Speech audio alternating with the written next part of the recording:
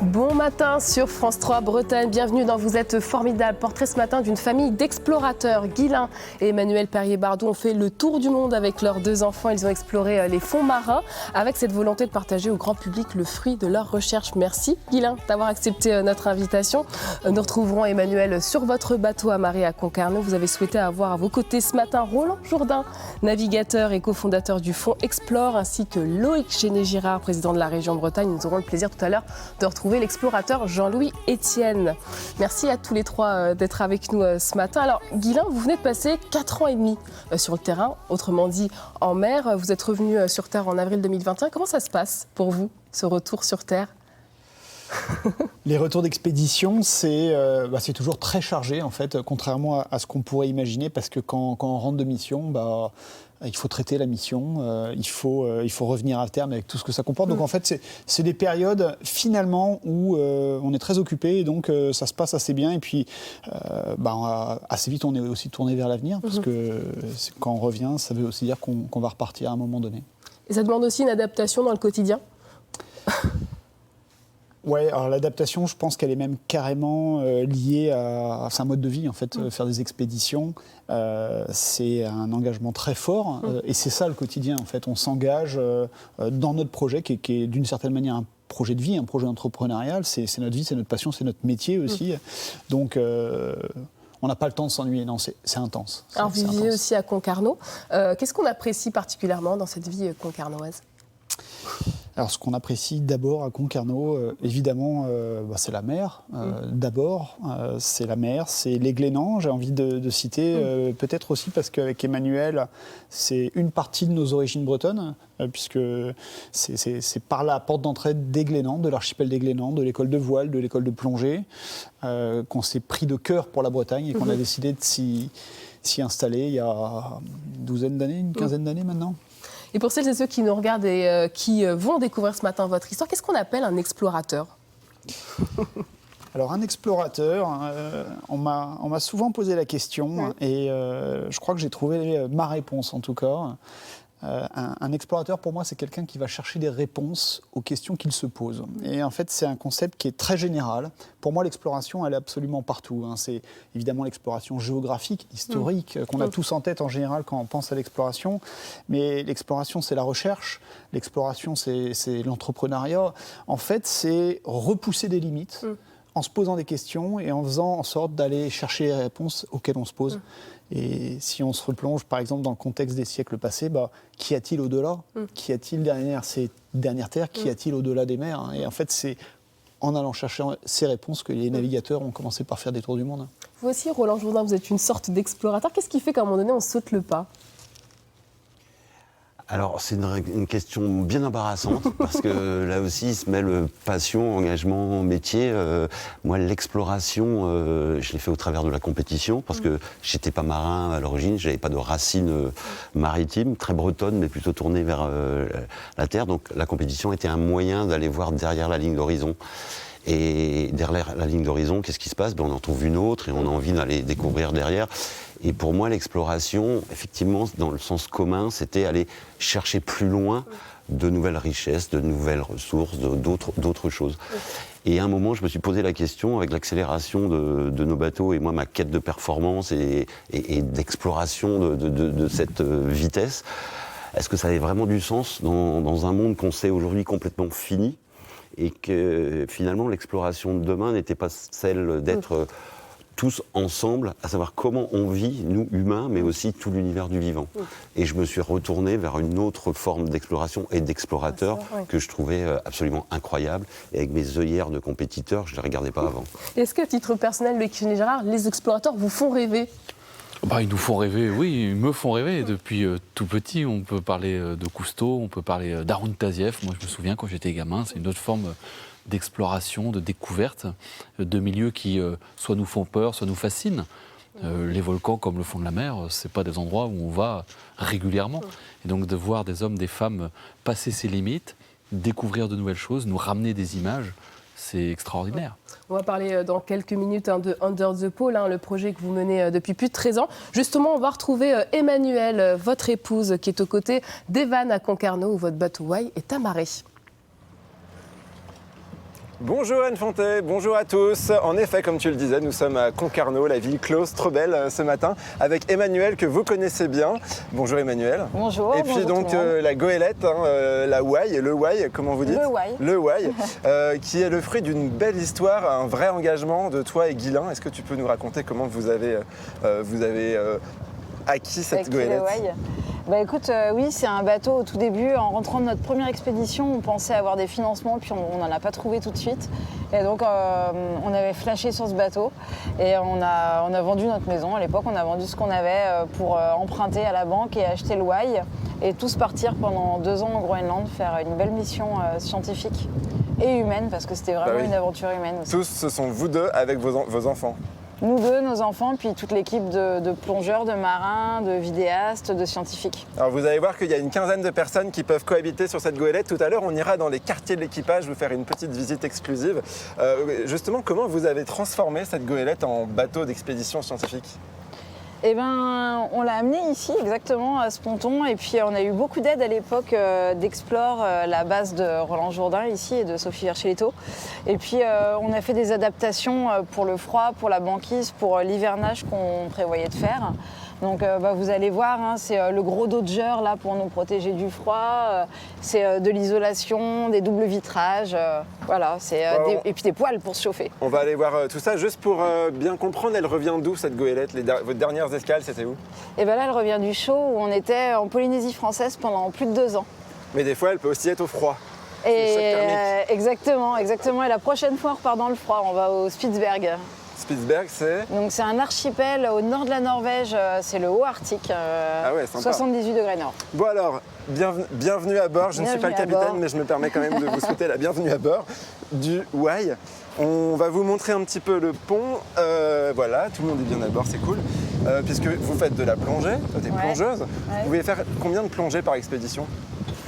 Alors c'est variable, mais par exemple en Polynésie, là sur notre dernière expédition, on a fait environ 1000 plongées profondes en un an. Et quand tu dis profonde, c'est jusqu'à combien de mètres ? Alors les plongées les plus profondes, c'était 174 mètres quand on est allé chercher les coraux les plus profonds du monde, les coraux mésophotiques.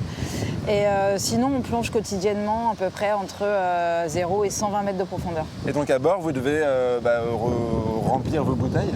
Oui, exactement, c'est ça. Alors là, le bateau, on l'a déchargé parce qu'on le prépare un peu à son hivernage ici, à son chantier. Mais normalement, il y a un peu des bouteilles partout sur les côtés, des grandes bouteilles d'oxygène et d'hélium à l'avant. D'ailleurs, on voit là, il y a des emplacements pour les mettre. Voilà, il y a des racks exactement pour les mettre. Et puis, on a après chacun une grosse caisse avec notre recycleur parce que nous, pour plonger profond et longtemps, on plonge avec des recycleurs de plongée qui sont en fait, contrairement aux bouteilles classiques, des circuits fermés. Donc on a une chaux qui vient filtrer le CO2 et puis ça fait pas de bulles. C'est quand même un sacré équipement, ça pèse hyper lourd. Alors ça pèse lourd, surtout pour les petits gabarits comme moi, ça pèse lourd. Pour moi aussi. Bon merci beaucoup Emmanuel, on va continuer à visiter cette belle goélette. Et Emmanuel, elle vous l'a pas dit, mais elle s'est déjà retrouvée nez à nez avec un requin, Anne Fontet. Et elle nous racontera tout ça tout à l'heure.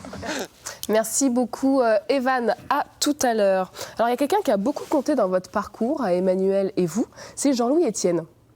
Jean-Louis Etienne qui est avec nous en duplex. Bonjour Jean-Louis Etienne. Bonjour. Alors, c'est une rencontre décisive pour vous ? Bonjour Jean-Louis. Bonjour Jean-Louis. Jean-Louis Etienne, c'est quelqu'un... Oui, c'est une rencontre décisive parce que tant Emmanuel que moi, dans les années 2000, on a passé quelques années aux côtés de Jean-Louis Etienne sur ses expéditions à l'époque. Et... on a commencé dans le milieu de l'exploration, dans le milieu de l'aventure, je pense, à ses côtés, assez proches.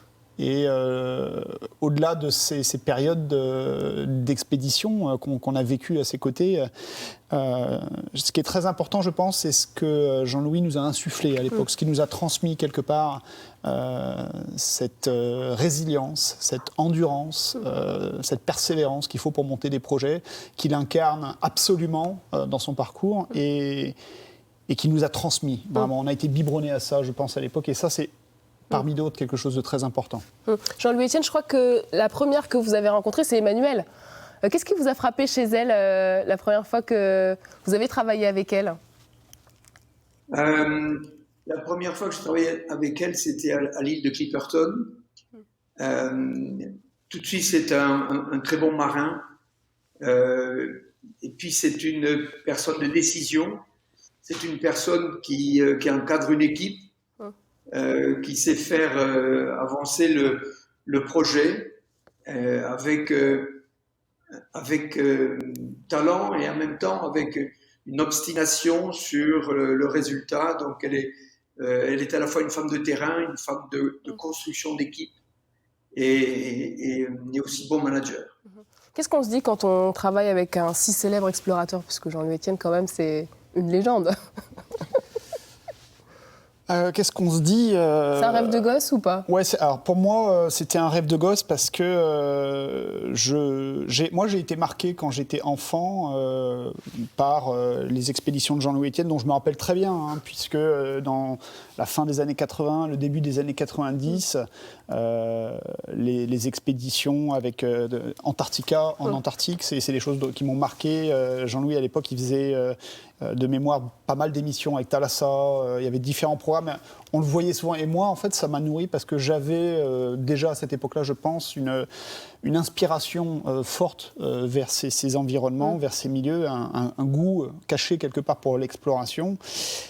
Et c'est que longtemps plus tard, finalement, quand j'avais la vingtaine un peu passée, qu'il y a eu cette rencontre moi, c'est quelque chose dans lequel je crois profondément. C'est aussi quelque chose que nous, aujourd'hui, on essaie de transmettre.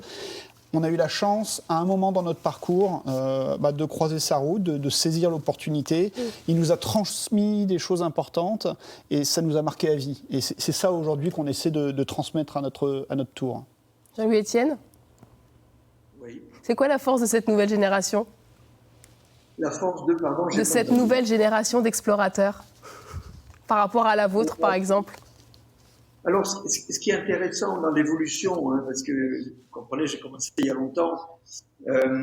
Par exemple, j'étais au pôle Nord il n'y avait pas de GPS, il n'y avait pas de téléphone, il n'y avait rien, donc c'était des immersions profondes dans le projet. Et ce qui change aujourd'hui, c'est effectivement, mais je l'ai connu, je l'ai suivi, c'est l'évolution de la communication qui est possible depuis le terrain. C'est le partage que l'on peut faire en temps réel des missions.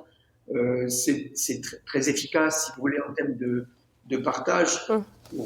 On fait des projets pédagogiques de qualité parce qu'on a une légitimité, on est sur le terrain. Et j'en profite pour souligner ce que fait Roland, qui est formidable, effectivement, qui connaît ça parfaitement. Là, on a une légitimité quand on a été sur le terrain pour parler des choses. Puis c'est inspirant, si vous voulez. Voilà.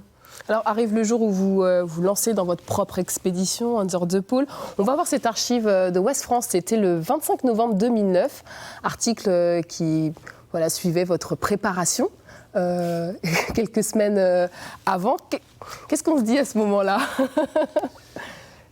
C'est le grand bain, c'est le saut dans le grand bain. À ce moment-là, je me rappelle très bien, cette photo, c'est une photo qui a été prise à Auray et on est avec nos 2 préparateurs physiques parce que pendant 8 mois avant de partir, on a mis les bouchées doubles un peu pour ne pas se faire mal sur le terrain en se préparant au mieux. En fait, c'est une période qui est à la fois un tunnel où on ne fait que ça, on ne pense qu'à notre mission, qu'à notre départ. Toute notre énergie, tout notre temps est consacré à ce départ, à trouver les moyens, à trouver les bonnes conditions pour partir. Et en fait, c'est la partie cachée de l'iceberg de la mission, mais jusqu'au dernier moment, il n'y a rien de gagné. Il n'y a rien de gagné. Je dis souvent, vous savez, la première expédition, il y a la fin de la première expédition quelque part, c'est la partie de la préparation. Et au moment où on est descendu de l'avion, qu'on a mis le pied sur la banquise et que la vraie expédition sur le terrain allait commencer, à partir de ce moment-là, on savait que oui, là, on commençait pour de vrai. Mais jusque-là, il n'y a rien de gagné. Donc cette photo-là, elle raconte un parcours du combattant caché. Jean-Louis Etienne, est-ce que vous vous souvenez du jour du départ d'Under the Pole? Vous y étiez? Vous étiez pas loin? Vous avez eu Guylain et Emmanuel au téléphone? Écoutez, je me souviens que Guylain, tu me corriges, mais je crois bien que j'étais en train de traverser le pôle Nord en ballon, non, c'est ça? C'est ça. Oui, je traversais le pôle Nord en ballon depuis le Spitzberg, le pôle Nord, et de l'autre côté en Russie horizontale où j'avais atterri. Je réfléchissais à votre question précédente et la technologie permet de plus d'audace aujourd'hui, si vous voulez. l'esprit d'aventure est le même pour moi. Depuis toujours, il y a déjà cette audace toujours dans l'aventure, engager son imagination au-delà des certitudes, vous voyez, donc être créatif. Et ce que soulignait Guilain, la recherche de financement fait partie du projet. Que vous lisiez Magellan, que vous lisiez Charcot, c'est toujours ça. Ça fait partie de la préparation psychologique. C'est là qu'il faut résister, vous voyez. Parce que c'est pas facile. C'est aussi un drap que l'autostop. Donc il faut résister dans cette impression on est toujours fragilisé par le temps qu'il faut pour monter les projets. Cette phase de préparation, j'imagine qu'elle est identique presque à celle d'une course au large. C'est un travail titanesque, un travail d'équipe, la préparation. Ouais. J'adore ce que dit Jean-Louis Etienne, parce qu'il le dit si bien, il l'a fait, il le dit, mais effectivement, de Magellan à ici. Et quand on s'est rencontrés avec Emmanuel et Guilain, alors c'est un peu grâce ou à cause d'eux qu'Explore est né d'ailleurs, parce qu'ils se retrouvaient dans une situation où, avec un retour de succès de l'expédition de UTP1 au pôle Nord, ils étaient dans l'incertitude du financement, du sponsoring pour la suite, exactement comme un coureur au large peut l'être après même avoir gagné une course. Des contrats s'arrêtent, il y a des circonstances qui font que ça ne marche pas comme prévu. Et en fait, on a les mêmes problématiques et c'est comme ça qu'on s'est retrouvés et le travail collaboratif a commencé. Alors, il y a eu Under the Pole 1, puis 2, puis 3, et puis la famille qui s'est agrandie aussi. C'était une évidence pour vous que cette aventure, elle serait aussi familiale ? Ça a toujours été réfléchi comme ça depuis le tout début. Je pense qu'avec Emmanuel, à l'époque où on travaillait avec Jean-Louis Etienne, on a réalisé tout de suite très tôt que si on voulait partager ces expéditions ensemble, durablement, sur peut-être nos propres projets, on devait les monter et les faire ensemble. Parce qu'on ne peut pas mener une vie de famille... je pense sur des projets comme ça qui sont très longs. Encore une fois, on ne part pas un mois. On est parti parfois plusieurs années sans rentrer en France. Et évidemment, si on ne le fait pas en famille, il y a quand même de bonnes chances que la famille ne tienne pas le coup. Et on était passionnés, Emmanuel et moi. On avait envie de mener ensemble ces projets. Et depuis le début, ça fait partie de l'équation. Et justement, on va prendre la direction de Concarneau où Evan et Emmanuel nous attendent à bord du Why. Vous m'en voudrez pas, Guilain, mais je fais un petit peu comme chez moi. Alors Emmanuel n'est pas là, mais la visite elle continue avec Erwan. Salut Erwan. Salut Evan. Si vous aviez un doute, on est bien en Bretagne avec nos prénoms. Alors Erwan, toi t'es plongeur, tu pars parfois pendant plus d'un an avec Emmanuel et Guilain à bord de ce bateau. Exactement. Et tu vas nous faire visiter un petit peu votre univers. Ça commence par cette grande salle où tout le monde cohabite. Exactement, ici on est dans le carré, c'est le cœur du bateau. Faut s'imaginer qu'on est à 12 comme ça à l'intérieur en train de manger autour de la table, mais aussi en expédition, on est amené à travailler, à cohabiter avec les scientifiques, le cuisinier, les enfants d'Emmanuel et Guilain. Et donc il faut s'imaginer qu'il y a tout un univers comme ça à l'intérieur du bateau qui cohabite. Donc il y a les scientifiques qui vont faire des prélèvements, des échantillons, les enfants qui jouent à côté. C'est ce que j'allais dire, quand vous revenez d'une plongée à 150 mètres de profondeur avec des coraux que personne n'a jamais vus, ils sont là. Ils sont là, les scientifiques font l'échantillonnage, alors soit à l'extérieur, soit à l'intérieur. Et donc il faut s'imaginer qu'ils sont avec donc soit les binoculaires. Et après vous conservez tout ça à bord ou vous les envoyez à des scientifiques à l'autre bout du monde ? Alors dans un premier temps ils sont à bord dans des congélateurs, moins 80 ou moins 20 degrés. Et puis après on les renvoie dans les laboratoires scientifiques. Bon alors je vous avais promis de faire la visite, alors on va commencer à y aller. Ça commence par la cabine. Allez, suis-moi. Une des nombreuses cabines, parce qu'il faut quand même de la place pour loger tout le monde. Donc c'est ici qu'on dort. Alors ça c'est une des nombreuses cabines comme tu l'évoquais où on dort. Faut s'imaginer, donc là c'est la cabine d'Emmanuel et Guilain. Alors on va tout savoir de votre vie, Guilain. Ici il y a le lit des enfants, ils sont tous les deux au-dessus là. Et donc ici, 2 personnes peuvent dormir. Il faut vraiment se connaître parce que c'est la taille dans une place. C'est assez exigu et il faut s'imaginer que quand le bateau gîte, il y a une barre entre les deux, là, anti-roulis, pour pas se rouler l'un sur l'autre suivant comment le bateau est incliné. Ah oui, c'est bien pensé. Et puis dans toutes ces petites boîtes là, c'est pour ranger ses affaires. Voilà, on met les slips, les t-shirts, les affaires perso. Bon, ils y sont pas. C'est dommage. Et alors, on le disait, cette goélette, elle voyage aussi bien sous les tropiques qu'au Groenland. Ouais. Au niveau du chauffage ou de la clim, vous faites comment ? Alors, le bateau, il a été pensé, mais pas forcément pour les régions polaires, puisqu'on l'a acheté, il n'a pas été conçu pour les expéditions. Il faut s'imaginer qu'il y a un double vitrage à l'intérieur, et qu'en hivernage ou vraiment quand on est dans les contrées très froides, il y a du gel qui se dépose à l'intérieur, ah ouais. Il y a de la glace. Et donc voilà, tous les matins on dégivre tout ça. Mais de l'intérieur, parce de l'intérieur. Sur le pare-brise. Allez, la visite continue, on n'a plus beaucoup de temps, alors on va en cuisine, ma partie préférée. Alors c'est ici que vous cuisinez pour tout l'équipage. Exactement. Voilà, il faut imaginer le four sur cardan comme ça qui bouge, un petit frigo. Pourquoi est-ce que ça bouge? C'est quand le bateau gîte. Quand le oui. bateau gîte, faut pas Et que la soupe elle déborde pas. Exactement. Comme ça elle reste à niveau. Là il y a un petit frigo. Donc tu vois c'est pas très grand, hein, c'est petit. Ouais. Il serait temps par contre que vous repartiez parce que il est temps, il n'a pas. Faut mettre un peu de bicarbonate. Le petit frigo, très bien. Ici on est dans la partie salle de bain toilette avec ici une armoire chauffante pour chauffer les combinaisons pour les sécher. Ah bah oui, Parce que quand on sort de l'eau dans les pays froids, on peut pas les laisser dehors, sinon elles gèlent. Et la suite, alors ici c'est un peu l'atelier. On voit il y a un étau. Ici c'est l'atelier où on répare tout le matériel de plongée, tous les moteurs, etc. Quand on a des besoins spécifiques, on vient ici bricoler. La table de navigation ici, le lit du skipper. J'ai entendu dire que c'était le lit préféré de l'équipage parce que c'était le plus grand. C'est le plus grand. Par contre, en région froide, on est 3 dedans. Ah, s'imaginer. Bon, j'espère que vous partiez dans une région chaude et puis moi je réserve d'ores et déjà mon lit pour la prochaine expédition, ce sera celui-là. Allez non, trêve de plaisanterie, on se retrouve tout à l'heure avec Emmanuel sur le pont pour vous présenter leur combinaison et puis en savoir plus sur cette fameuse histoire de requin. Allez, à tout à l'heure, Evan. Je pense qu'on est nombreux, téléspectateurs, moi y compris, à ne jamais avoir eu la chance de plonger dans les fonds marins. Qu'est-ce qu'on ressent quand on est à des milliers de mètres, des centaines de mètres en profondeur?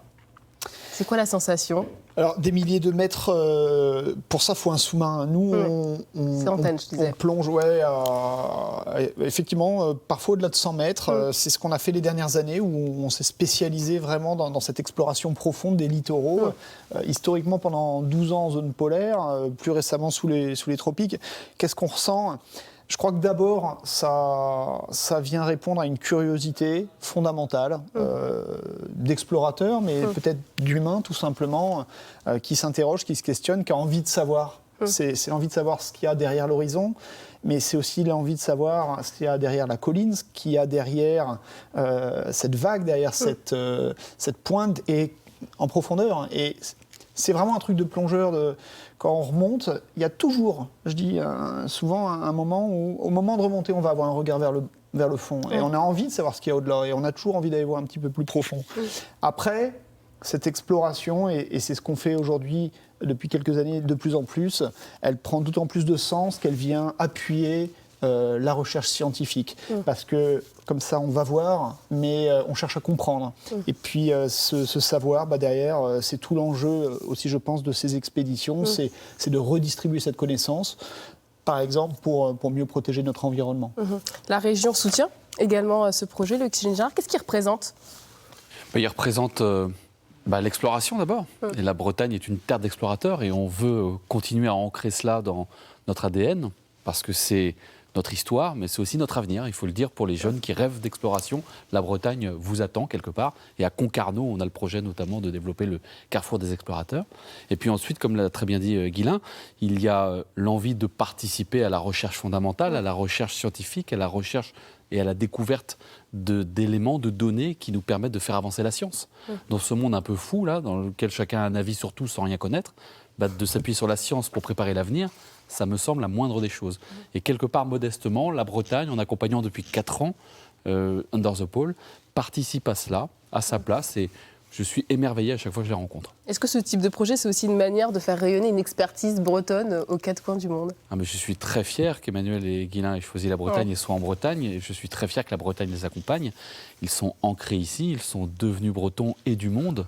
Et ils ont accumulé des couches d'identité différentes. C'est ça aussi, à mon sens, la Bretagne.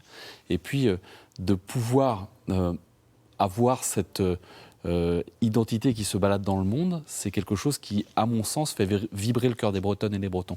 Et quand ils ramènent des images comme ça, dans les écoles, dans les lieux où il y a de la jeunesse, je pense que ça participe aussi à notre éducation au monde et à notre connaissance de la mer. Quand vous rencontrez les jeunes à l'école, c'est quoi les premières questions ? Qu'est-ce qui attise leur curiosité en général ? Alors les jeunes dans les écoles ont beaucoup de questions et souvent très, très, très, très, très pertinentes. Les questions qui reviennent le plus, il y a Kayak, notre chien. Est-ce qu'il va bien d'abord, parce que Kayak, c'est une mascotte. Il y a une forte curiosité pour la vie sous-marine, les animaux qu'on peut croiser, les baleines, les requins, les ours. Parce qu'en fait, ce qu'il ne faut pas perdre de vue, c'est que les régions polaires, mais les océans, c'est tout un imaginaire en fait, dans lequel la plupart des enfants du monde baignent depuis le plus jeune âge. On a tous eu, je pense, ici, des ours en peluche, des morses, peut-être des phoques en peluche, ou alors ils sont venus animer des récits, des livres pour enfants. Et en fait, tout cet imaginaire-là, c'est celui de la vie sur Terre, c'est celui des animaux. Et que nous, on a la chance d'aller rencontrer en fait, à travers ces expéditions, qu'on a la chance de venir questionner. Et tout ça, ça fait écho à leur curiosité, en fait. Et donc, ils veulent en savoir plus. Ils veulent vivre un petit peu ce que nous, on vit par procuration. Il y en a beaucoup qui veulent devenir explorateurs ou pas? Il y en aura certains qui deviendront explorateurs, certainement. Beaucoup que ça fait rêver. Après, les questions, ce qu'ils feront plus tard, parfois, les nôtres d'ailleurs. Ils ont ces périodes-là dans la vie. Il y en a qui le deviendront, c'est sûr. Jean-Louis Etienne est encore avec nous. Jean-Louis, une dernière petite question. Est-ce que finalement tout le monde peut devenir explorateur? C'est à la portée de tout le monde? Mais bien sûr. Vous savez, ce qui est important, c'est d'être explorateur dans sa propre existence. Moi, je rencontre des gens, souvent, je rencontre des médecins qui jalousaient mon choix en me disant « c'est toi qui as fait le bon choix, de une clientèle, etc. » Mais j'ai dit, il y a une chose qui est sûre, c'est que ma vie, elle n'est pas faite pour toi. Par contre, on a en commun quelque chose, c'est d'aller dans l'exploration de son métier. Vous voyez, c'est ça qui est intéressant, enrichir son existence. Et je rebondis par rapport à ce que disait le président à l'instant, qui est le président d'une région maritime importante, qui a à la fois Ifremer, qui est la grande institution, et aussi Undersepol. C'est intéressant parce que ce sont des logistiques différentes qui amènent chacune une contribution fondamentale à la science. Undersepol permet une mobilité, effectivement, peut-être pas que n'ont pas les grandes institutions, mais elles sont totalement complémentaires et c'est un apport conséquent pour la découverte et la science. Merci beaucoup, en tout cas, Jean-Louis Etienne, d'avoir pris le temps d'être avec nous ce matin. Merci. Autre contribution aussi, la vôtre, Roland Jourdain, avec votre fonds Explore, fonds de soutien qui accompagne les explorateurs soucieux de préserver l'homme et la planète. Comment vous venez en aide, en appui à Under the Pole 3 ? Alors très simplement, ça a commencé après Under the Pole 1, c'était notre rencontre que j'évoquais tout à l'heure, et ça a été le même ordre de choses pour les autres explorateurs qui se retrouvent là-bas.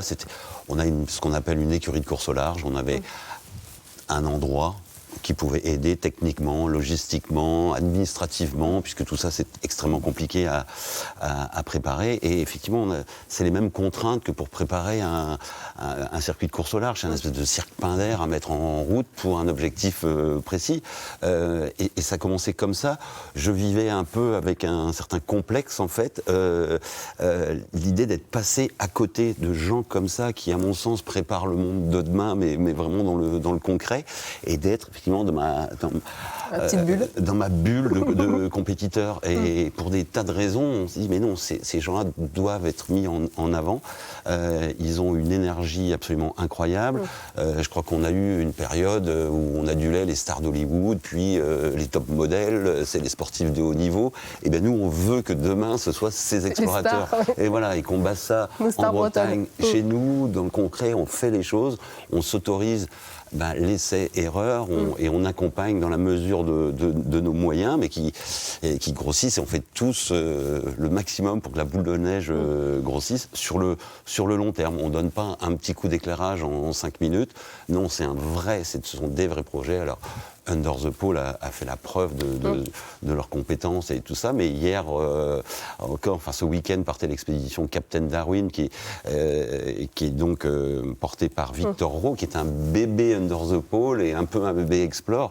Et donc il y a une génération qui continue, et lui il va partir sur les traces de Darwin sur une idée très simple. Ça fait 200 ans, Charles Darwin nous ouvre les yeux sur l'évolution de l'espèce et révolutionne quelque part la connaissance. 200 ans après, qu'est-ce qui s'est passé? Allons voir. Ouais, c'est ça aussi, Under the Pole, on se nourrit aussi de l'expérience d'autres, comme Roland Jourdain. Je crois que continuellement, tous autant qu'on est, on se nourrit en fait de ce qu'on voit autour de nous, de ce qui va nous inspirer en tout cas. Et on rajoute des briques, effectivement. Bien sûr, en fait, on observe, on échange. Et ce qui est le plus important, quelque part, j'ai envie de dire, presque au-delà des accompagnements techniques qui sont essentiels, mais il y a quelque chose de profondément important, je pense, c'est le soutien moral, le soutien psychologique. Parce que parfois, je l'ai déjà dit tout à l'heure, Jean-Louis Etienne le mentionnait, toi aussi, Bilou, monter des projets comme ça, quels qu'ils soient, c'est un parcours du combattant. Il n'y a rien de facile, tout prend du temps et c'est des épreuves, c'est une succession d'épreuves. Et en fait, les projets qui voient le jour, qui percent, c'est ceux pour lesquels on a été très endurant, on a été très résilient, on a tenu bon contre vents et marées, parce qu'il ne faut pas croire que le chemin il est écrit, le chemin il est semé d'embûches et d'obstacles, on va tomber et se relever. Tomber et se relever, tomber et se relever. Et petit à petit, on se rapproche, mais parfois, on a besoin d'une tape sur l'épaule ou d'une accolade. En tout cas, pour l'instant, c'est une belle réussite. On va retourner à Concarneau, à bord de la goélette Why, où nous attend Evan. En tout cas, c'est hyper inspirant de vous entendre, Guilain. Moi, j'adore. Et voilà, je voulais juste vous le dire avant qu'on continue la visite avec Emmanuel. Là, on vous fait découvrir le poste de pilotage du Why. Exactement. Tu peux peut-être nous décrire un peu Oui, c'est le poste de pilotage avec donc, ce qu'on appelle le Dodger, là, cette casquette qui nous permet d'être à l'abri, que ce soit dans les zones polaires, mais sous la pluie aussi en Polynésie. Et puis le poste de bar où on a tous les instruments, le pilote automatique, la carto et toutes les voiles, presque toutes les voiles qui reviennent à l'arrière, donc qui nous permettent de manœuvrer le Why. D'ailleurs, j'ai une question parce qu'on appelle le Why une goélette, mais c'est un voilier. C'est quoi la différence? Alors, la goélette, c'est un voilier, mais ça a 2 mâts. Voilà. Ah, voilà. Donc le Why est une goélette à mât égaux. Elle a 2 mâts qui font la même taille. Bon, bah voilà, j'aurais appris encore une chose supplémentaire aujourd'hui. On va... Ah oui, je m'emmêle dans les cordes. Est-ce que des fois, quand vous allez dans des endroits comme en Polynésie, par exemple, vous recevez des gens du coin à bord du bateau pour leur présenter l'expédition? Ouais, que ce soit au Groenland ou en Polynésie, on a toujours des programmes qui intègrent en fait les populations locales. Je pense que c'est important de partager. Et encore une fois, on a tout vraiment cet intérêt pour l'éducation, la sensibilisation. Donc en Polynésie, par exemple, sur chaque escale, on avait une classe, une école qui venait à bord visiter le bateau et puis on rencontrait les scientifiques. Et vous avez aussi tout un programme pédagogique pour les écoles bretonnes. Ouais, tout à fait. On n'a pas trop le temps d'en parler, donc il faudra aller voir sur le site d'Under the Pole, tout simplement. On voulait vous montrer la combinaison que vous utilisez pour plonger dans des eaux ou des... Les eaux froides. Ça, c'est les eaux froides, voilà. Quand on dit froide, c'est moins combien? Alors, le plus froid, c'est moins 1,8. Ça, c'est sous la banquise en hiver, mais sinon, c'est entre 6 et 0 degré, moins 1 degré. Donc, en effet, c'est des combinaisons étanches, donc, sous lesquelles on est habillé chaudement, donc avec ces gros vêtements-là. On a également des gants, des chaussons pour les pieds. Et dans ces vêtements, parfois, on a des résistances qui nous permettent d'allumer un chauffage, en fait, sur le corps et puis jusqu'aux mains. En fait, voilà. tu n'es jamais mouillé à l'intérieur? Alors, en théorie, on n'est jamais mouillé à l'intérieur. Mais parfois, il y a des petites fuites. Ça, c'est la vie. Hein. Oui, ça, c'est la vie. Alors, tiens, tu peux venir peut-être à côté de moi. Est-ce que tu peux nous montrer le fameux requin dont on parle depuis tout à l'heure que tu as rencontré et que tu nous racontais cette anecdote? J'ai décroché la photo dans le carré du Why où elle était. Non, parce que tu me demandais si j'avais vu des requins. Et en Polynésie, on voit des requins tous les jours, en fait, à chaque plongée. Mais ce requin-là, le requin du Groenland, c'était vraiment une rencontre incroyable parce que il est réputé pour vivre profond, pour être peut-être le plus vieil animal du monde, on ne sait pas. Et personne ne le voit jamais. Les scientifiques le pêchent principalement pour l'observer. Et donc, cette rencontre dans vraiment très au nord du Groenland, surprise. Et puis, on n'en a pas vu un, on en a vu 8 plongées, 8 requins. Enfin, voilà. Très belle rencontre. Ouais, c'est bien, on visite ton expédition par procuration. Rapidement, vos prochains projets, c'est quoi? Alors, c'est la décennie des Nations Unies pour les sciences océaniques et donc nous, on lance une mission de 10 ans sur les zones profondes des océans, enfin les zones mésophotiques, donc entre... à bord de ce bateau? Alors non, avec un nouveau bateau adapté pour la plongée profonde, avec un caisson de recompression, avec des laboratoires pour les scientifiques, avec la possibilité de mettre un gros semi-rigide à bord. Et l'idée, c'est d'étudier les forêts animales sous-marines à travers le monde. Trop bien. Bon, en tout cas, si vous voulez suivre l'expédition Under the Pole, n'hésitez pas à vous abonner à leurs réseaux sociaux sur leur site, c'est hyper bien fait. Et en tant que Breton, je suis trop fier de savoir que vous êtes ici en Bretagne parce que c'est ça qui fait la force de notre région. Donc j'étais ravi de partager ce moment avec toi. Nous aussi, et on est heureux d'être soutenus par la région Bretagne. Voilà, le président vous entend. Merci à toi. Allez, c'est à vous, Infante. Bonne journée. Merci beaucoup, Evan. À demain. Après 13 années d'expédition à explorer les océans de l'Arctique à l'Antarctique, en passant par le Pacifique et l'Atlantique, est-ce qu'il y a des rencontres qui marquent à vie ? Si vous avez l'un de vos plus beaux souvenirs, que ce soit des rencontres humaines ou dans les fonds marins. Il y en a énormément. Ouais. Des rencontres animalières, des paysages, il y en a beaucoup. J'en mentionnerai deux. Allez, je crois qu'une des choses les plus importantes, c'est le travail en équipe, d'abord. En fait, ça touche à l'humain. Et c'est en fait certainement ce qui est le plus important. Ce qu'on va vivre ensemble, ce qu'on va bâtir ensemble. C'est ça qui donne le plus de sens, je pense, à tout le reste. C'est-à-dire qu'on peut faire des missions extraordinaires, mais quelque part, s'il y a une mauvaise équipe derrière, déjà ça ne va pas rayonner comme ça pourrait ou comme ça devrait, mais on en reviendra avec de l'amertume. Au contraire, quand on mène des expéditions comme ça qui sont extrêmement inspirantes, avec beaucoup de profondeur dans le travail de recherche qui est mené, mais qu'en plus on le fait avec une équipe qui ont des relations basées sur la camaraderie, sur la générosité, sur l'échange. C'est ça le plus important. Et donc, toutes ces photos d'équipe, on en a vu passer quelques-unes, elles traduisent un esprit, l'esprit d'équipe. Et je crois que c'est une des choses les plus importantes à faire comprendre, à échanger, à diffuser aussi.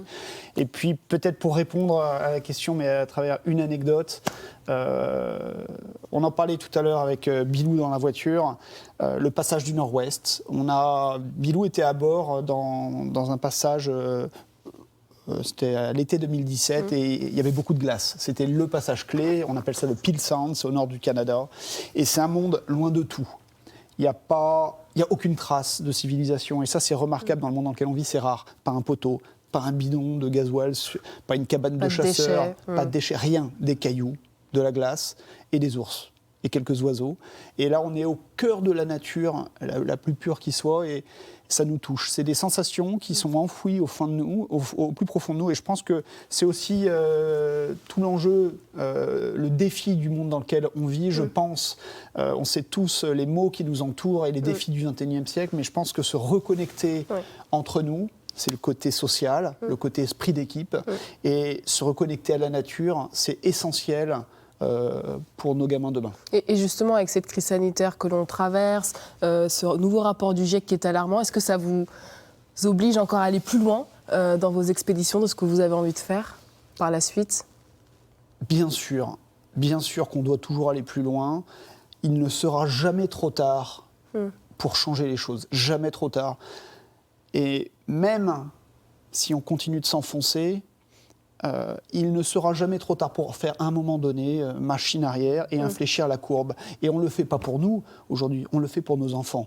Parce que je pense qu'on a tous eu des parcours suffisamment riches aujourd'hui pour être accomplis quelque part. En tout cas, moi, c'est ma sensation. Et aujourd'hui, j'ai un enfant de 5 ans, j'en ai un autre de 9 ans. C'est eux qui seront dans le monde qu'on va leur laisser demain. Et on a, nous, cette responsabilité d'adultes, aujourd'hui, de leur léguer un monde durable. Voilà. Et donc, oui, on doit faire le maximum, pas seulement pour nous, pas centré sur nous. C'est important de s'épanouir dans son travail, mais quand on a la chance, en plus, de pouvoir donner un sens de la profondeur pour le bien commun, on doit le faire. On est un peu dans cette perspective-là avec Under the Pole. Et je crois que c'est là où on trouvera finalement le maximum de sens à notre action. C'est sur cette belle phrase que l'on va terminer cette émission. Merci beaucoup Ghislain Bardou d'avoir été avec nous. Et pour celles et ceux qui veulent en savoir davantage sur votre dernière expédition, je les invite à se procurer Entre deux mondes, votre dernier livre aux éditions Ulmer. Merci beaucoup Loïc Chéné-Girard, merci Roland Jourdain d'avoir été avec nous. Pour terminer cette émission, on a une petite tradition, c'est de prendre une petite photo parce que vous intégrez la famille Vous êtes formidable bretonne cette fois-ci. Et puis merci à tous ceux qui nous regardent. Très belle journée sur France 3. Merci, au revoir. Roland, Laurent,